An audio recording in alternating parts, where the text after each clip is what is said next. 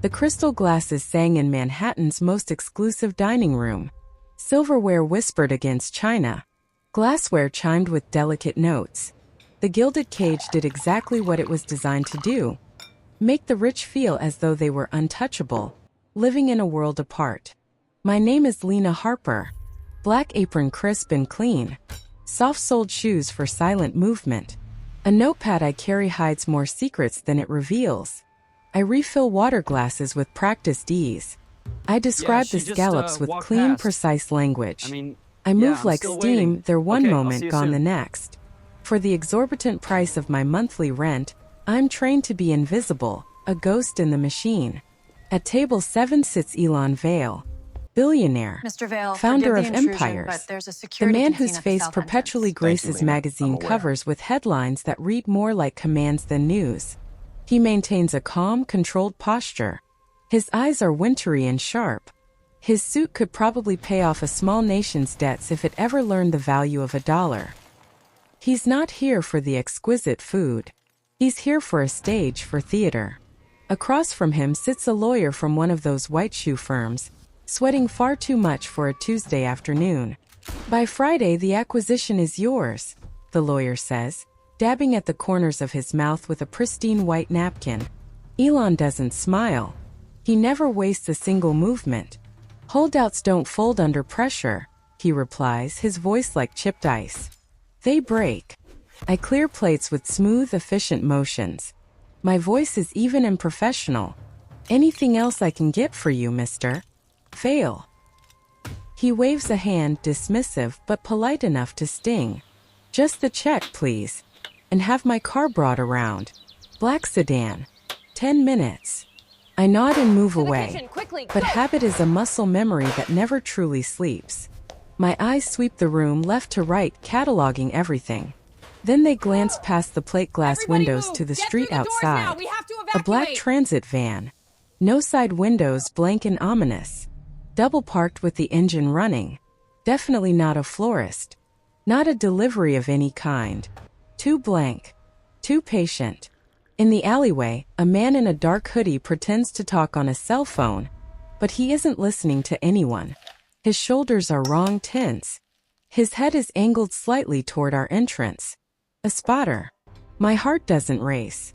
It organizes, prioritizing threats and exits. 6 years of hard-won experience taught me that. Another life. Another uniform. Sand. Cordite. Plans that shattered like glass in my hands.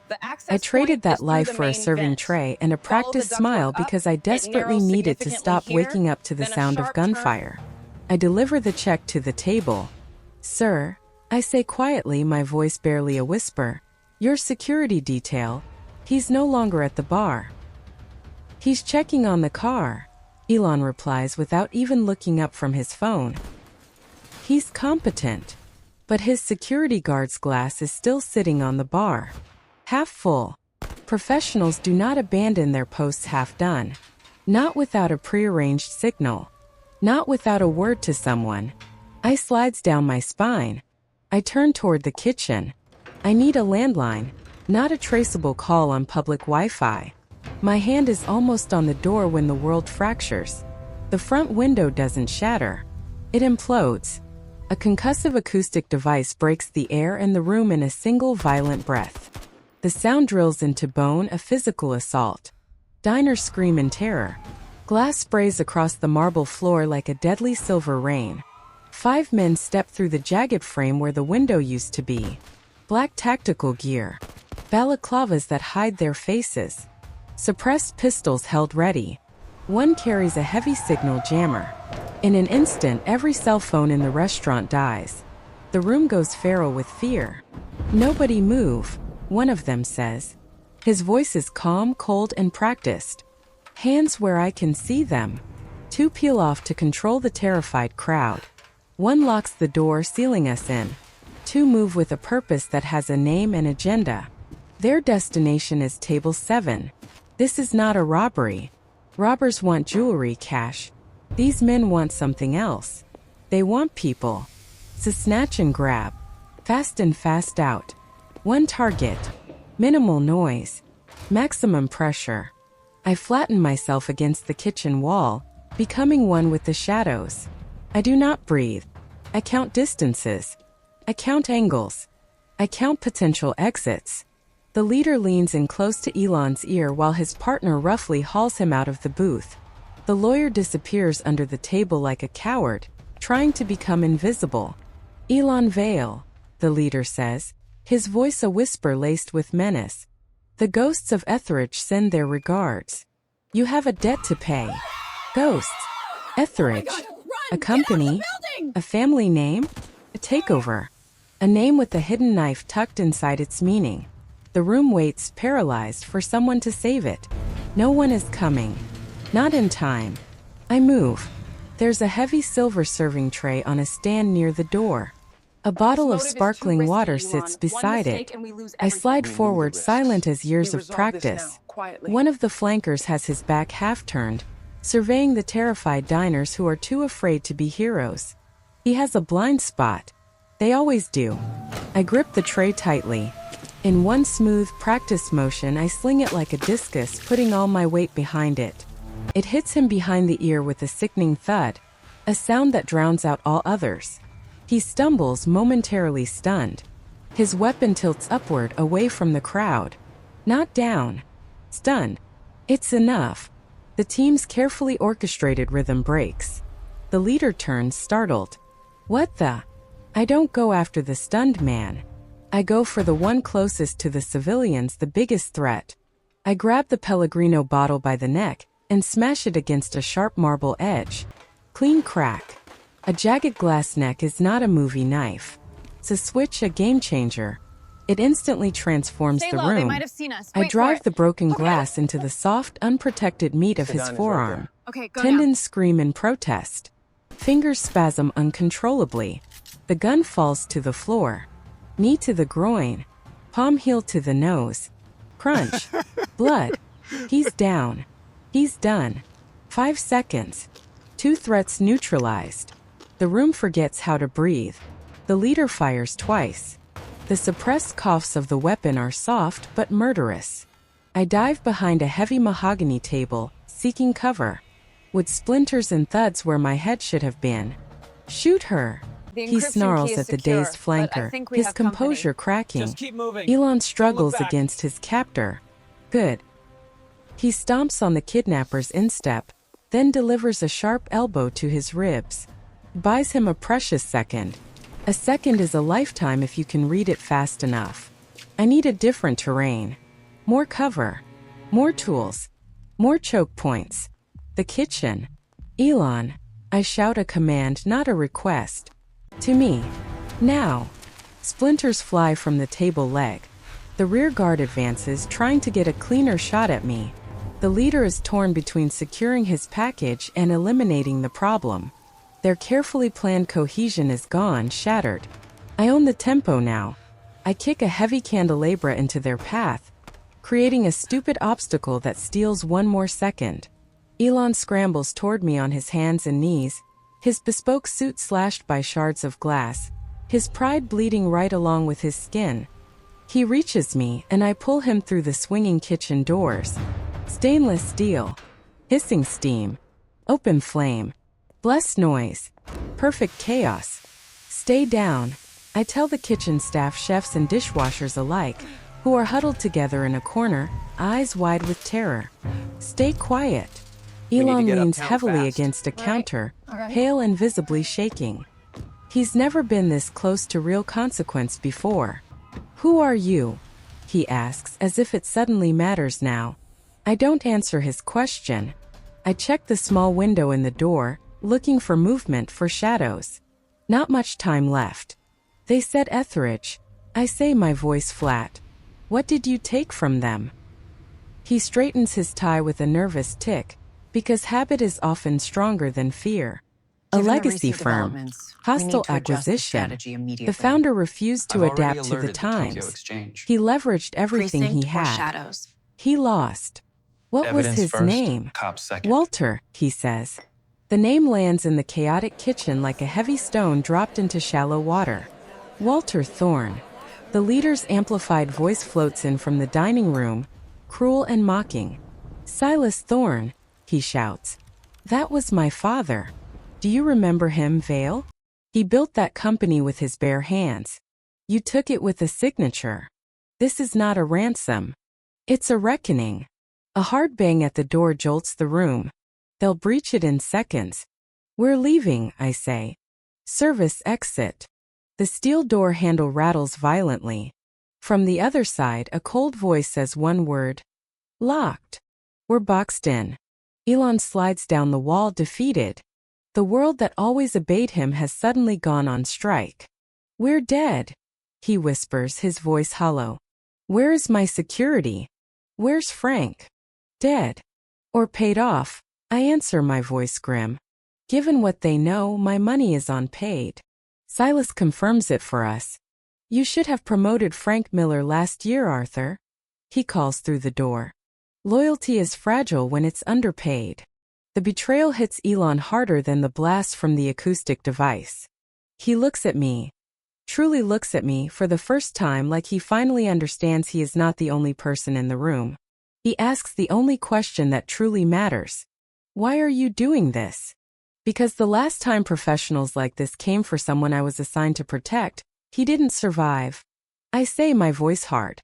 I don't like losing. Not twice. He stands, squaring his shoulders. His hands are still shaking, but his eyes are resolute. What do we do?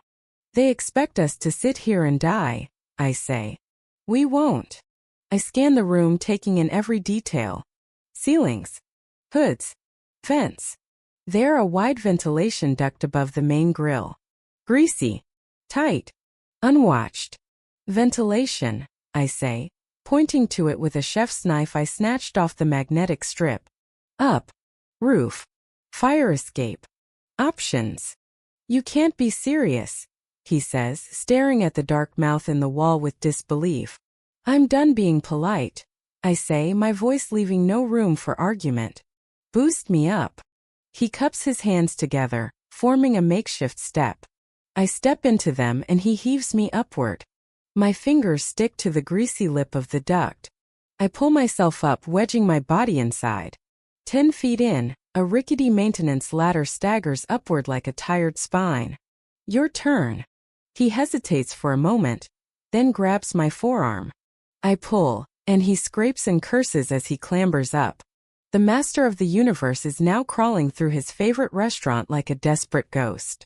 Below, the kitchen door bursts inward with a crash. Boots. Pistol. Breath. We sew ourselves into the building's lungs and start to climb. Above us, a square of lesser darkness.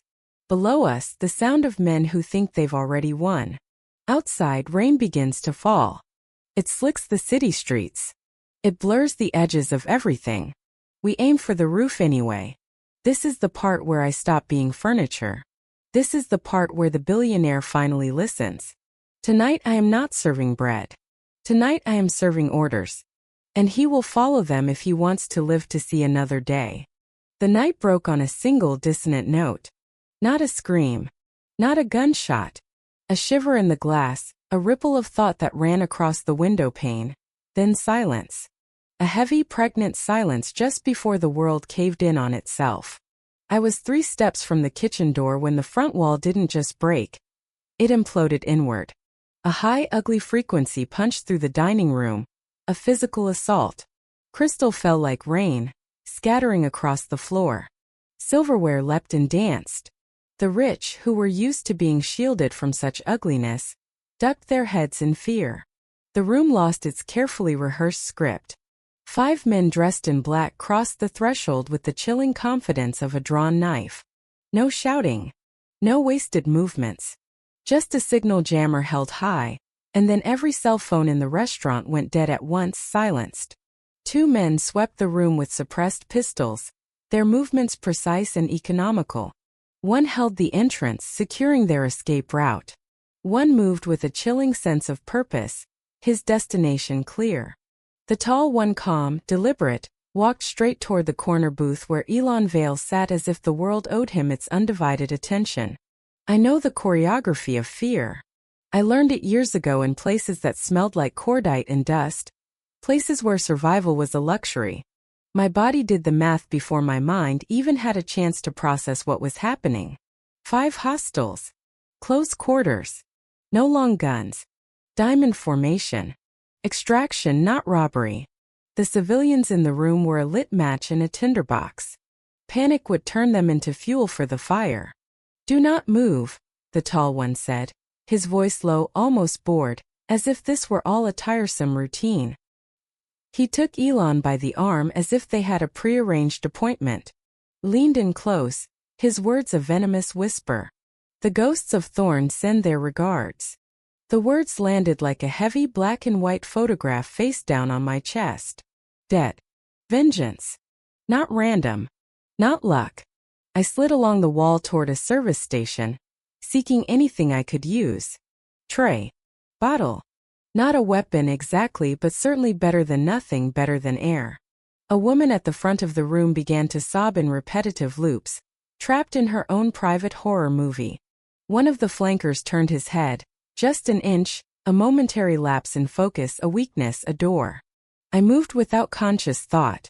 The tray left my hand flat and hard, a silver disc cutting through the soft light. It met his temple with a sickening thud that echoed through the room.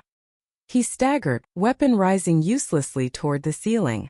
In the same breath, I broke a bottle against a marble edge, the sound sharp and violent, and drove the jagged glass into the soft muscle of the other flanker's forearm. His fingers betrayed him, spasming open in shock. The pistol fell to the floor with a clatter. A knee to the groin. Palm heel to the nose. Wet crunch. He folded like a broken doll. 5 seconds. 2 down. The leader's head snapped around, his eyes blazing with anger. 2 quiet pops bit into the table I'd instinctively dived behind.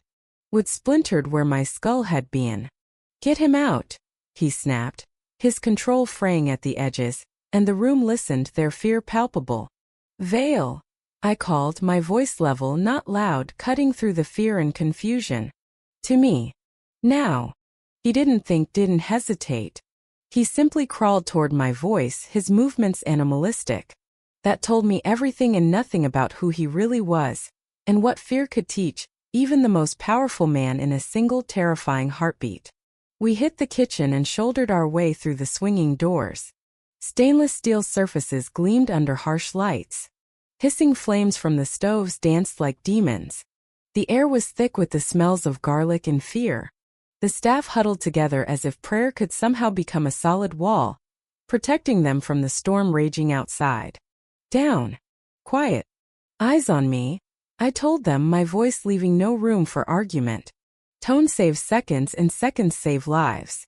They obeyed, their faces pale and drawn. "Who are you?" Elon asked, his breath coming in sharp, ragged gasps. "A waitress," I said, because tonight titles were a useless waste of air. "Who used to wear a different uniform." A memory tried to claw its way up my spine. "Beirut, a black sedan. An assignment that went straight to hell because the map lied and a man paid the ultimate price for that lie with his life." I put my heel on that ghost and pressed down hard. "Not tonight. Not again." "Thorn," I said, watching the tiny window in the kitchen door. "What did you do to earn that name as a threat?" He swallowed hard, his throat working. "Hostile takeover of Thornworks. Legacy firm. The founder, Walter Thorn, leveraged everything he had in a desperate attempt to save it. When he lost, he took his own life." "And his son?" I asked, though I already knew the answer. "Men who grow up surrounded by ashes learn to breathe smoke." "Silas." A hard bang at the kitchen door. The rear guard pushed his way in, muzzle first, his eyes blazing with murderous intent. I kicked a rack of sheet pans into his knees. The metal roared like thunder. His wrist met the blunt end of a chef's knife with a sickening thud. His lungs met my elbow. His chin met my rising knee. He crumpled to the floor, silent and defeated. 3 down. 2 to go. Silas Thorne's voice arrived through the dining room like a distorted sermon, full of hate and righteous fury. "You cannot hide forever, Vale. And you, waitress, whoever you are already dead. You just haven't heard it yet." I grabbed a meat cleaver from the magnetic strip, its weight familiar and comforting in my hand. I slid the chef's knife into my palm, testing its balance. He's right about one thing, I told Elon, my eyes fixed on the hinges of the door. We can't stay here. We ran for the steel service door, hoping for an escape. A loud click on the other side answered us. Locked. The last man in the alley had sealed it with chilling efficiency, trapping us inside. A trap inside a trap. The kitchen seemed to shrink, the walls closing in. The heat thickened, becoming oppressive. Breath shortened, coming in shallow gasps. Elon slid to the floor, his face pale and drawn. He said the thing a man says when he first believes he is no longer special to death, when he realizes he is just as vulnerable as everyone else. We're dead. No, I said, my voice firm, because sometimes a single word can be a weapon, a shield against the darkness. You're head of security? Frank Miller. Gone, I said. Or bought. His eyes cracked with something far worse than fear. Betrayal is a cold, metallic taste that lingers on the tongue. Silas's voice threaded its way in again. Cruel and almost tender, like a snake charming its prey. You should have promoted Frank, Elon. Loyalty is cheap until it isn't. There it was. The unmistakable shape of the knife that had been plunged into his back. Why are you doing this? Elon asked me, his voice soft, stunned. You don't even know me. I checked the cleaver's balance, my grip firm and steady. My hands were steady, betraying none of the turmoil I felt inside. 6 years ago, a diplomat trusted the wrong map, I said, my voice flat and devoid of emotion. I failed him. I don't fail twice. We didn't have a door. We needed to create a hole, an escape route. Ventilation, I said, pointing at the big hood above the stove. Up. To the roof. It's tight. It's ugly. It's not a kill box. He balked, his eyes wide with disbelief. He hesitated for only a moment, then reluctantly consented, realizing he had no other choice. I dragged a prep table under the steel mouth of the vent, took the knife between my teeth and started to climb. Grease bit at my hands, coating them in a slick film. Metal scraped against my forearms, drawing thin lines of blood. 10 feet in, a rickety maintenance ladder waited like a forgotten rumor, promising escape. I reached down, my hand outstretched. Your turn. His hand in mine felt like a deal and a dare, a desperate gamble. He climbed, his movements awkward and uncoordinated. Below, the kitchen door finally surrendered with a splintering crash. Silas's shout rose like a wave of heat, chasing after us. They went up. Checked the roof. We moved quickly but clumsily, our movements loud inside the cramped duct. Every breath was a tell, betraying our position. Every inch felt like a mile. The panel by the exhaust fan refused to budge at first, until I kicked it open with a burst of adrenaline-fueled strength. Night air hit us like a blessing, washing over our sweat-soaked bodies. Rain made the rooftop slick and honest, reflecting the city lights in a shimmering dance. The stairwell door blew wide, revealing the silhouette of a man standing in the opening. Silas stepped out with his pistol bare, held loosely in his hand. He had removed the suppressor, discarding subtlety. He wanted the city to hear what was about to happen. Down, I told Elon, shoving him roughly behind an air conditioning unit for cover as the first shot punched through the metal with a sharp metallic clang. He's alone, I said, peeking around the corner, assessing the situation. Overconfident. What now? Elon asked, his voice tight with fear. Now you do the thing you were built to do, I said, scanning the rooftop for angles, for opportunities, for any advantage I could seize. My eyes landed on a steel pipe and a fat junction box sitting precariously at the roof's edge. You talk. You pull him away from the door, away from his escape route. You make him angry. Give me 30 seconds. He stared at me, his eyes filled with a mixture of disbelief and desperation. Then he stood, squaring his shoulders. Silas Thorne, Elon called, his voice hard and resonant, cutting through the night. Your father failed because he worshipped the past, clung to outdated business models. Are you here to honor his failure, or are you doomed to repeat it? Rage peeled Silas off the doorway and onto the open roof, drawing him closer. He stalked forward, his muzzle steady but his brain not. He was a man consumed by grief and vengeance, blinded by his own pain. I was already moving silently and quickly. The pipe pried the junction box open with a screeching metallic scream. Rain kissed the bare wire, sending sparks flying. I jammed the exposed steel into the raw electrical power. Light exploded, momentarily blinding. Sound cracked through the air like a whip. For a split second, the entire roof was bathed in an unnatural electric noon. In the stunned darkness that followed, I crossed the gravel-covered roof and drove the pipe into Silas's knee with all my strength. Bone argued against bone and bone lost. He fell to the ground with a strangled cry, clutching at his shattered leg. His pistol skittered away into the darkness, disappearing into the night. The cleaver's flat edge kissed his throat, silencing him. "It's over," I said, my breath coming in white plumes in the cold rain. Sirens began as a distant rumor, a faint whisper on the wind, and quickly grew into a chorus of teeth, devouring the silence. I bound his wrists tightly with zip ties and pulled Elon to his feet, urging him forward. "We can't go out the front," I said, my voice urgent. "He still has one man out there. And somewhere Frank has a plan, and it's not good for us." "The fire escape," Elon said, his voice barely a whisper. We ran, our feet slipping on the wet surface. The city below us was a wet, shimmering argument of light and shadow. The alley waited below like a dark, devouring throat. We dropped the last ladder and hit the concrete on a knee and a prayer, our bodies screaming in protest. And then we walked straight into the final truth of the night.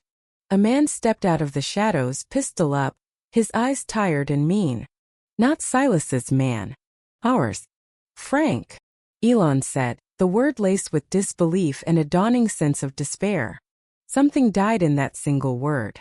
Frank Miller smiled without joy, his face etched with bitterness and regret. "Loyalty is a two-way street, boss," he said, his voice flat. "You paved only one lane." I stepped in front of Elon, instinctively protecting him. I felt the solid weight of the cleaver in my palm, a silent promise of violence. The rain slowed to a drizzle. Time stretched, becoming thin and brittle. Pain is not the scream. Pain is the second before the choice.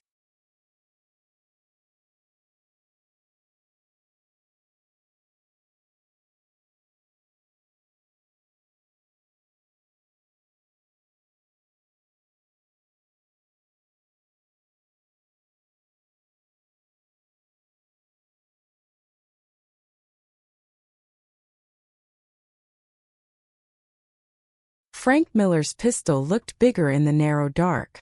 The alley funneled sound. Rain tapped metal like small clocks. I could hear Elon's breath. I could hear my own. "You will not get away," I told him, voice level. "Not tonight." "They are all at the front," Frank said, bitter and steady. "By the time they figure this out, we will be gone." He gestured with the muzzle. "Step aside, Waitress. This is not your war." "It is now," I replied. Elon moved before I could stop him. He stepped out from behind me with the calm of a man who has bargained with gods in boardrooms and learned they bleed. He walked forward, hands open, voice low. 12 years, Frank," he said. "And this is where you spend them? In a wet alley, behind a man who mistakes rage for a plan." "Stop," Frank warned, but his aim flickered. "Hurt lives in a wrist." "You wanted respect," Elon went on. "You asked me for a promotion." I said not yet. "That was my mistake. But this," he pointed to the gun, "is yours." He was buying me seconds. I took them. My left hand found the lip of a steel dumpster. The lid was heavy, wet, and stubborn. I took a breath, bent my knees, and ripped it up hard. Frank flinched, fired. The shot screamed into brick and ricocheted past my shoulder. I drove the lid down and into his forearm like a door closing on a bad idea. Bone cracked. His hand opened. The pistol clattered into a puddle. I hit him with my shoulder and pinned him to the wall. The cleaver kissed the space near his throat. He sagged. groaned. The fight left his legs first. Hands, I said. He did not move. I took his wrist and bent it. The street taught me that trick a lifetime ago. He hissed and offered both. Zip ties sang. The alley went quiet again. The back door slammed open. 2 uniforms spilled into the dark with guns ready and voices loud. Drop it. Hands up. I let the cleaver fall. I raised my palms to the rain. Elon did the same. Sirens swelled at the mouth of the block. Blue and red washed the brick. Chaos has rules when the police arrive. Tape first. Statements later. Paramedics like quiet angels. A detective with eyes that have seen too much. He introduced himself as Corrigan. He asked clean questions. He watched me like a man listening for a second language. You moved like training, he said. I poured water and got lucky, I answered. He did not argue. He wrote it down like a priest writes sins. They pulled Silas Thorne off the roof with his knee swollen and his rage caged. They loaded Frank onto a gurney with his arm splinted and his mouth quiet. They sat Elon on a bumper with a blanket over his shoulders like dignity. They patched a long, mean cut on my forearm and said I would have a scar worth a story. I said I had enough of those. When it was finally still, Elon walked over. The blanket made him look like a person and not a headline. His suit was ruined. His eyes were not. They said your name is Lena, he said. Lena Harper. I nodded. Thank you, he said. It is not enough, but it is what I have. It is enough for tonight. He took a breath as if it might cost him. Work for me, he said. Head of security. Name your number. Triple it. I looked at the card in his hand, black and heavy. A door you could cut glass with. I looked at my hand, steady now that the work was done. I tasted old dust. Armored doors. A life I buried on purpose. No, I said, gentle but iron. I left that uniform behind. He blinked once. Then he did the rarest thing powerful men do. He listened. Then tell me what you want, he said. Anything. The kitchen staff, I answered. They will lose weeks. Pay them in full. Add a trauma bonus. Make sure their names mean something in your ledger. He stared as if I had spoken a language he had not heard inside his own building. Done, he said without pause. They are heroes. They will be treated like it. He hesitated, then adjusted. Not head of security, he said. Consultant. On your terms. No gun. Strategy. Audit my blind spots. Find the Franks I do not see. You choose the hours. You choose the exits. That sounded like a door I could open without losing myself. Not the front line. The map room. Not reaction. Design. I will think about it, I said. It was the truth. Media lights began to flower at the corner. A reporter rehearsed a line about a billionaire and a waitress and a miracle. The camera would miss the smell of rain on hot glass. It would miss the look in the dishwasher's eyes when he came to the back door and saw us alive. It would miss the way a city breathes when it almost lost someone and did not. They loaded Silas and Frank. The detective gave me a card with a number that sounded like 2 a.m. We will need you again, he said. I know, I said. Elon slipped his black card into my palm. This line goes straight to me, he said. No gatekeepers. If you ever need me, if anyone ever threatens you again, you call. I will answer. I believe you, I replied, surprised to hear that in my own voice. He looked past me at the kitchen. You kept me alive, he said softly. And you did not sell me while you did it. No one is for sale, I said. That is the whole point. He almost smiled. It was small. It was real. Days folded into weeks with headlines that got some of it right and most of it wrong. Elon settled the Thornworks deal with terms no one expected. Pensions protected. Retraining funded. A small foundation announced under Walter Thorne's name, dedicated to ethical transitions. A step. Not absolution, but a step. I did not go back to the gilded restaurant with the glass that forgot to hold. I said yes to consulting. Remote. My hours. My rules. No holster. A laptop. A list. We made a plan that smelled like hope because it was not loud. It was precise. First staff. Checks sent on time. Therapy offered without asking for a scar as proof. A quiet ceremony in the back alley with trays of food and a promise that names matter. Second, systems. We mapped every door, every access, every habit. We wrote a rule that fit on a napkin. No one person holds a key alone. 2 eyes. 2 signatures. No secrets that live in pockets. Third, accountability. We asked a question few companies ask with courage. What would it take for a man like Silas to find us again? We built for that answer. Not fear. Design. Hope is not fireworks.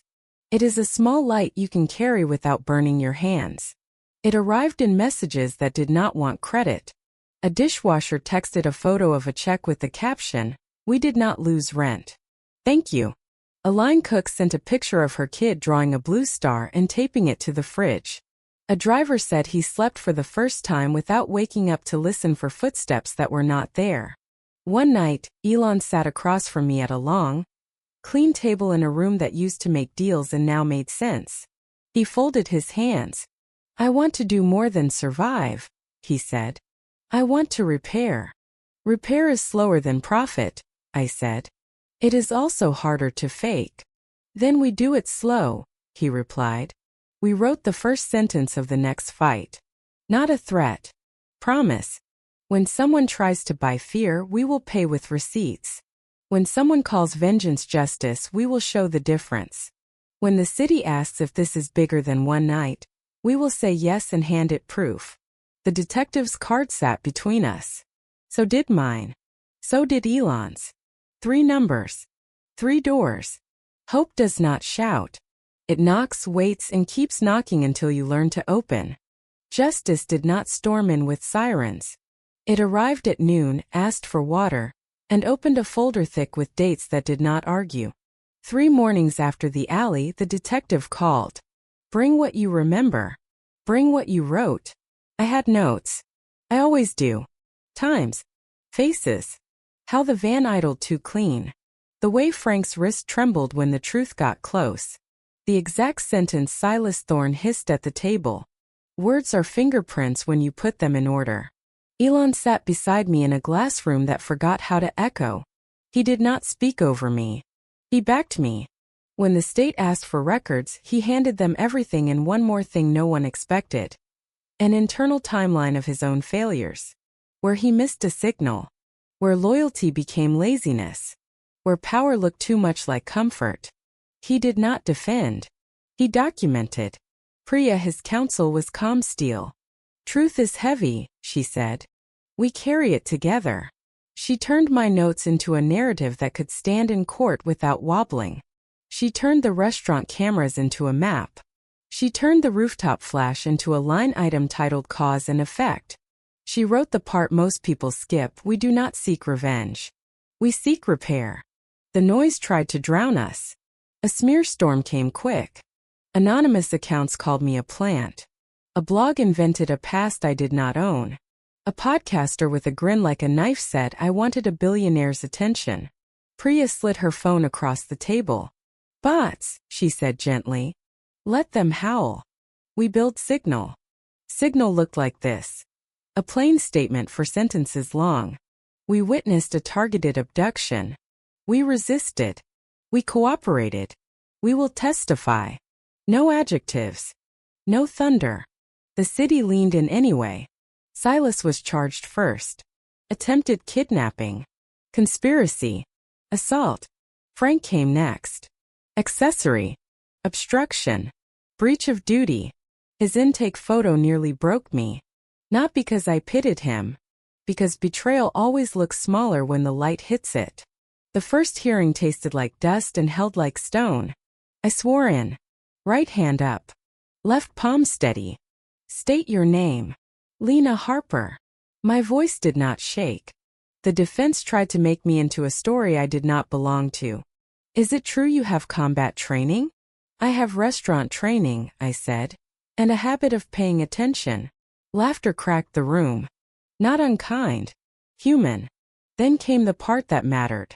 The video. The entry charge. The jammer. The 5 men moving like a choreographed threat.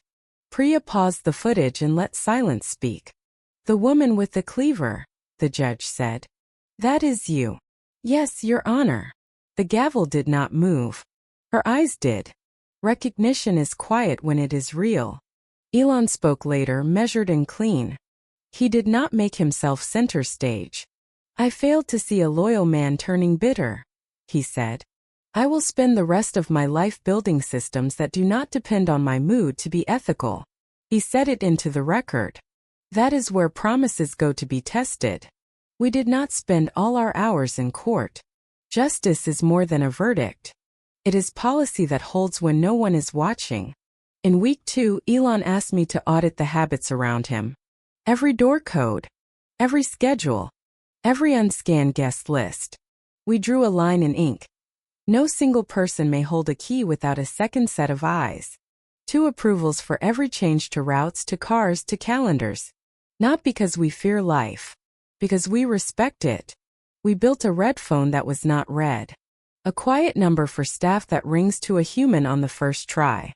If something feels wrong, say it. You will not be punished for being early.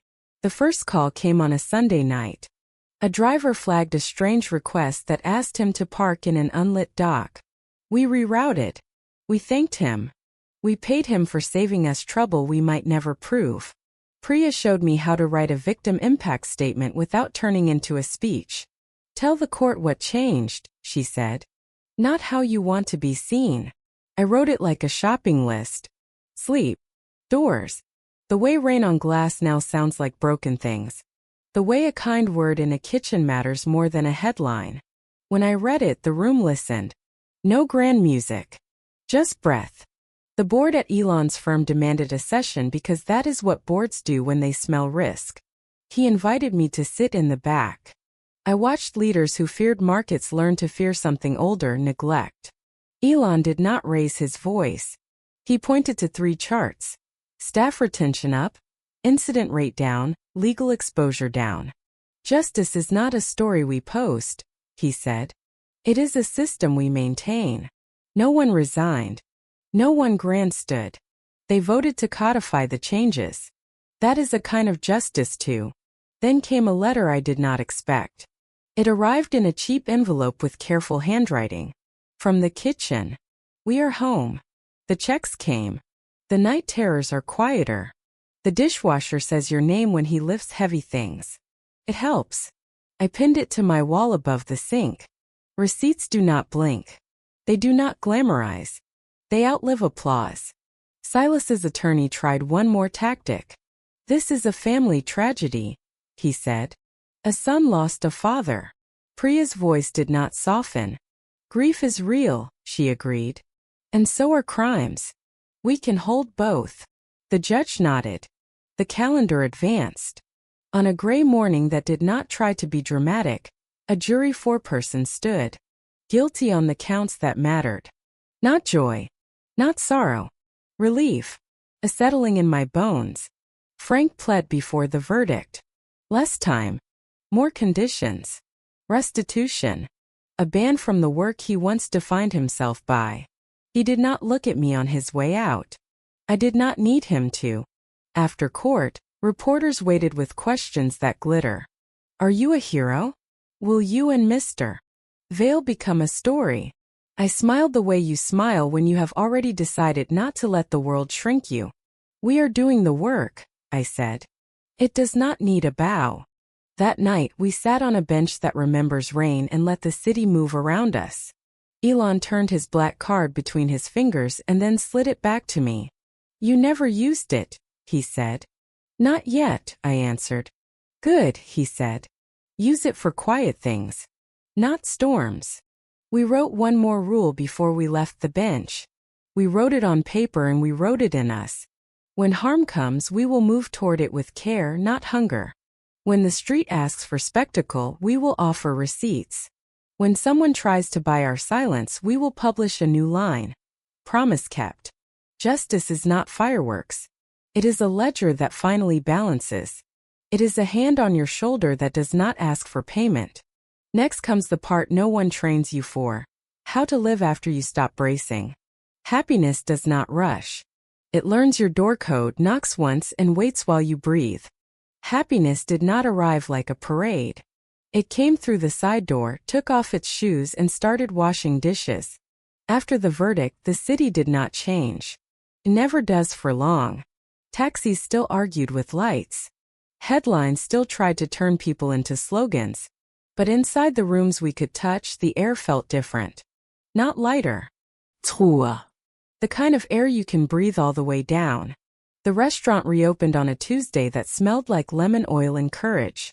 The staff came back to applause they did not ask for. Pay had continued.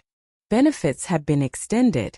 A quiet bonus landed without forms that bite. Elon sent flowers with a card that said 3 words only. Thank you all. No signature. They already knew. He asked me to consult, not as a bodyguard, not as a shadow with a gun, but as a voice. 1 day a week. On my terms. No publicity. Build habits that outlast moods. Sounded like repair. Sounded like a life. We started small. A door log that did not shame. 2 approvals for any route change. A real person answering the phone at night. Relief that does not require a speech. I wrote 3 rules on a whiteboard and left them there until the ink stained the plastic. First, attention is a currency. Spend it before trouble accrues interest. Second, tell people what you will do, then do it slowly enough they can see it. Third, if fear is the loudest voice in the room, you invited the wrong guest. We did the boring work because boring things hold. We built a promise ledger that sat at the top of every dashboard. Kept. Late. Missed. Fixed by. No adjectives. No spin. At month's end, the number told a story that did not need music. We were keeping more than we were dropping. The curve, slow and stubborn, bent toward better. I visited the kitchen on my day off with a box of cookies that got crushed on the train. Mara at the front said my name the way you say a word you want to keep. The dishwasher hugged me with his eyes and nodded once. That was enough. We did not tell each other how we slept. We were sleeping. That was the news. Elon learned to move through rooms without taking all the air.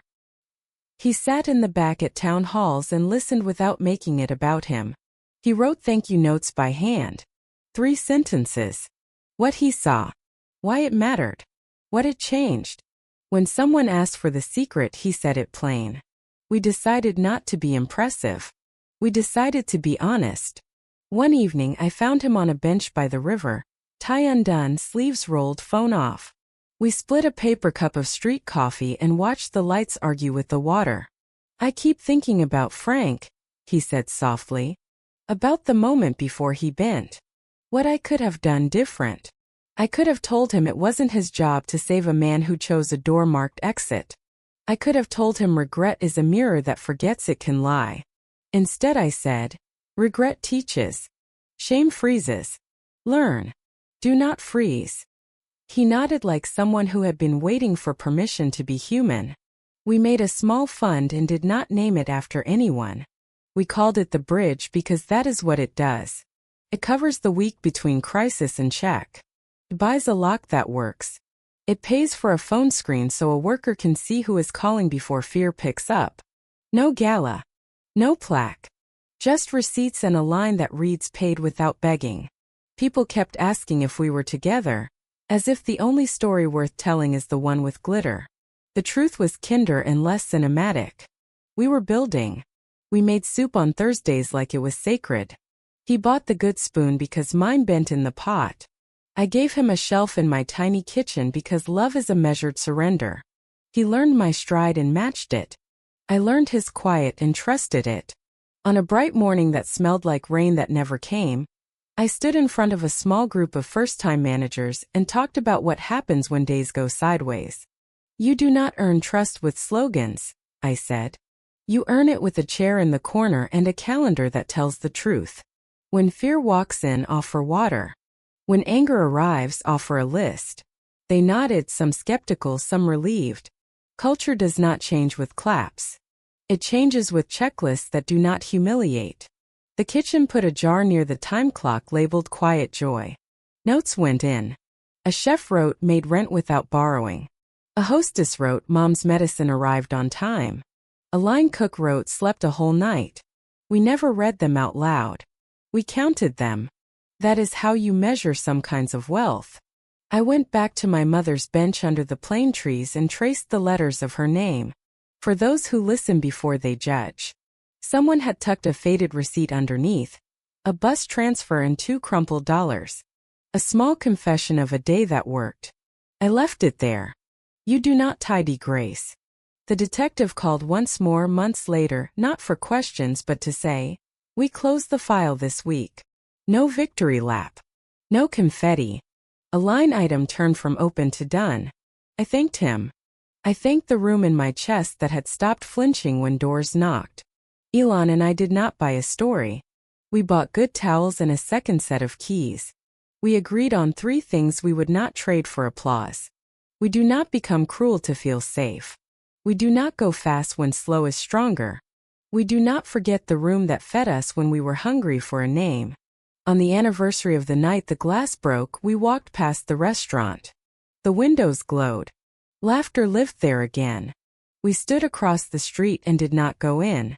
It felt right to let it belong to the people who make it sing. A server opened the door for a family with a stroller. The air smelled like butter and good decisions. Before we turned home, Elon slipped a small envelope into my hand. Inside, a thin silver ring with the word etched tiny on the inside. Freedom. Not the kind that runs, he said. The kind that stays on purpose. I did not cry. Or maybe I did. The wind was dramatic. Yes, I said. On purpose.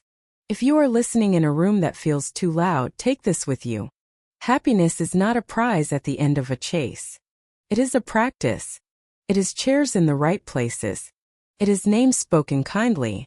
It is the ledger that says kept next to a promise you thought might break. I was paid to be invisible. I became a person you cannot easily ignore. Not because I shouted. Because I stayed. Because I chose the slow things that hold. My name is Lena Harper. This is the life we kept. When the next knock comes, we will answer together. And we will keep the room warm.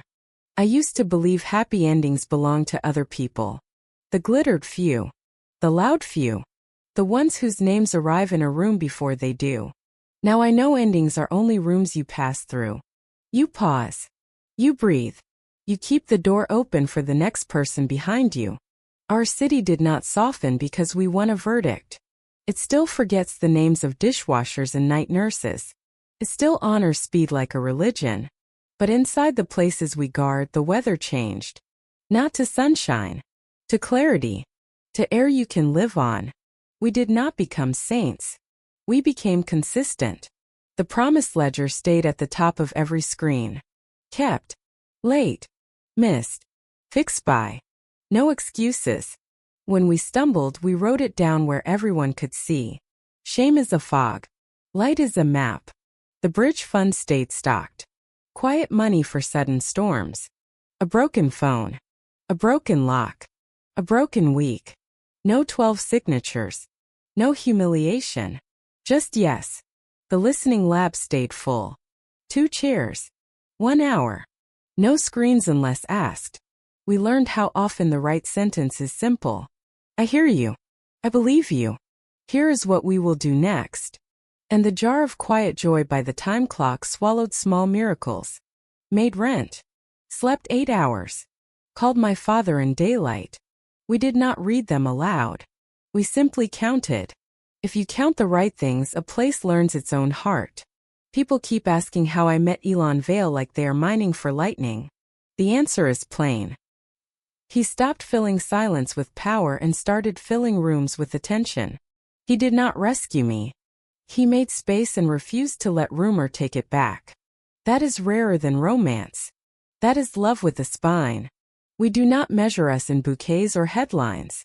We measure us in Tuesdays. In the way his hand finds mine when elevators stall. In the way my voice finds his name when a room needs truth. In the way we remind each other of the line we will not cross even when fear asks nicely. On the day the foundation opened a small clinic on a street that used to spit us out, a child pressed a star sticker to my sleeve and said, "You look brave." I wanted to tell her brave and scared are cousins who travel together. I wanted to tell her most of courage is returning. Instead I said thank you and let the stars shine for both of us. Some nights we still climb to the roof. No speeches. Just city sound. He turns the thin silver ring so the tiny word faces moonlight. Freedom. Not the kind that runs. The kind that chooses to stay. The kind that pays its bills and honors its promises. The kind that builds a longer table and a thicker wall at the same time. If you are listening in a room where your name feels too small, take this with you. Shock will try to make you freeze. Pain will try to make you cruel. Hope will make you stubborn. Justice will make you patient. Happiness will make you quiet enough to hear the next person knocking. Open the door. Do the boring work that holds. Put a ledger where everyone can see it. Keep a jar for small proofs. Write the 3 sentences that save a Tuesday. You are right. You are safe. Here is what we do next. My name is Lena Harper. I was trained to disappear. I chose to stay visible on purpose. I learned that wealth is only real when it is shared, and that power is only strong when it is kind. His name is Elon Vale. He learned that profit you can live with is better than profit you can only spend. Together we keep a room warm for the people who arrive out of breath. The city will forget this story by next winter. Let it. We did not build it for memory. We built it for use.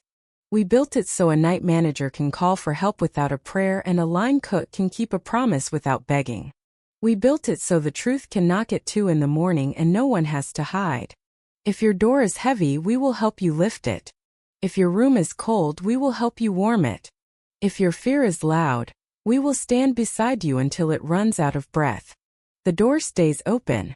And if you needed someone to tell you that you are not alone, let this be the moment. You are not alone. You never were. Step forward. Say your name. Keep one small promise today and write it down where you can see it. Tomorrow keep another. That is the whole trick. We will be here. On purpose. With the lights on. With chairs ready. With soup on the stove. With a ledger that says kept. Because the happy ending is not the last page. It is the habit. And now we keep it. People always ask for the secret, like courage is a recipe you can memorize in one sitting. It isn't. It's a habit you repeat until the room around you learns how to hold itself. We didn't win because we were loud. We won because we stayed. We kept boring promises on hard days, and we wrote them down where anyone could check our math. So here's the part you can steal. We put a ledger on the wall you can't ignore. Kept. Late. Missed. Fixed by. Names removed. Excuses removed. For promise slips we don't hide. We timestamp it and move. The number isn't perfect, but the direction is honest. That alone changes air. We built grace bands into the clock, 15 minutes no questions asked. For the bus that runs when it wants. For the school call that pops up at 2. For the human life outside the badge. Productivity didn't die. Panic did. We kept the bridge fund quiet and easy. One signature. Same day. Broken phone, broken lock, broken week. No essays. No shame. People stopped choosing between rent and insulin under our roof. If you track the right outcomes, mercy pays for itself. We carved a listening lab out of a room the floor had forgotten to love. 2 chairs. 1 hour. No laptops unless requested. We ask 3 questions and nothing else. What's breaking your day? What would make it lighter? What can we fix before Friday? Then we fix one thing before Friday, no matter how small. The building learns what yes feels like. We trained our managers to memorize 3 sentences for hard moments. You are right. You are safe. Here is what we do next. That script saves Tuesdays. Saves people too proud to ask twice. Saved me more times than I can count. We refuse to worship speed at the altar of harm. Priya Das wrote the policy with teeth. Do not call the police when what you need is a sandwich. We posted it at every desk and backed it up with Elijah at the lobby. Steady eyes, soft voice, right judgment. He still tilts the scanner so the light won't scold. It sounds small. It isn't. We folded our supply chain out on the table like laundry. Worker-nominated monitors with rotating seats. Unannounced visits. Payment tied to change, not speeches. Auditor's circle grew a backbone and a calendar. The first report read like a confession and a plan in one. We published it anyway. Transparency's first audience is your own people. We put minutes returned at the top of the dashboard. If we can move an error message to the start of a form and give a person back 10 minutes of their life, we count it. Enough of those and the building breathes better. That matters more than any PR line you can buy. Outside the glass, we took the work where life actually lives. Night market pop-ups behind warehouses. Soup. Soft lights. Nurse Samara and a paper sign in 4 languages. We are open. You are safe. People came with questions wrapped in shyness. We answered what we could and wrote homework for what we couldn't. Then we came back. Showing up twice is how trust says hello. Inside, we added exit with dignity to every contract. When we leave a vendor because harm lives in the walls, we don't make workers pay for our good conscience. We bridge pay. We bridge healthcare. We bridge that thin, cruel month when promises usually break. It is expensive for a week and cheap for a year. You wanted names? Yes. Mara Lewis still says them the way people like to hear them. Elijah still stands 3 steps from the door like weather you can depend on. Priya still writes memos that could stop a train. Richard Valen still brings numbers that don't flinch under questions. And Elon Vale, the billionaire in headlines, still takes the stairs when the elevators are crowded and writes thank you notes with ink that dries slow. He turns the thin silver ring so the small word faces light. Freedom. Not the kind that runs. The kind that stays. The kind that pays its bills and keeps its word when no one is looking. The kind that opens another chair at the table and guards the door without turning it into a gate. People think our story ends with a verdict, a kiss, a foundation. Doesn't. It ends at 4 in the morning when the quiet room lamp clicks on and a line cook sits in peace for the first time all week. It ends at 3 in the afternoon when a warehouse worker taps quiet joy and drops in a note. Made rent. Slept. Called my sister back. It ends on a bench with my mother's name and a bus transfer tucked underneath that says, got home before dark. If you need a blueprint, take this. Put a ledger where excuses go to die. Set aside money for storms and never make people beg for it. Ask what's breaking their day and fix one thing by Friday. Publish the boring wins and the honest misses. Count minutes returned. Choose dignity over speed. Teach 3 sentences and use them. Repeat. This is not glamorous. That's why it works. The cameras leave. The work stays. You want the love story? Fine. Here it is. I learned to stop shrinking. He learned to stop staging. We learned to build a table where truth can sit without clearing its throat. That's romance I can live with. If you are listening at a window that will not open, if your badge makes your chest feel small, if your name keeps slipping off your own tongue, write down one promise you can keep by Friday. Keep it. Tell one person. Keep another. That is how walls learn new weather. My name is Lena Harper. I was trained to disappear. I chose to stay visible on purpose. His name is Elon Vale. He was trained to win. He chose to win without breaking what matters. The door is open. The soup is warm. The ledger says kept. Steal this plan. Make it yours. When the truth knocks at 2 a.m., you will be ready, and you won't be alone.